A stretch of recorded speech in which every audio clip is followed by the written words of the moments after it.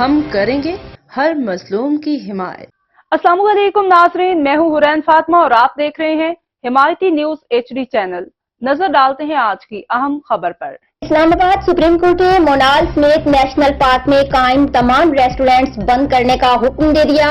تفصیلات کے مطابق سپریم کورٹ نے مونال ریسٹورینٹ کیس کی سماعت ہوئی، جس میں عدالت نے CDA کی رپورٹ مسترد کر دی۔ دوران سماعت عدالت نے مونال سمیت نیشنل پارک میں قائم تمام ریسٹورینٹس بند کرنے کا حکم دیتے ہوئے کہا کہ نیشنل پارک میں قائم ریسٹورینٹس 3 ماہ میں مکمل ختم کیے جائیں۔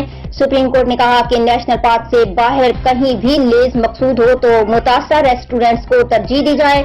نیشنل پارک میں کمرشل سرگرمیوں کی اجازت نہیں دی جا سکتی۔ اب تک کے لیے اتنا ہی۔ مزید خبروں اور اپڈیٹ سے باخبر رہنے کے لیے دیکھتے رہیں حمایتی نیوز HD چینل۔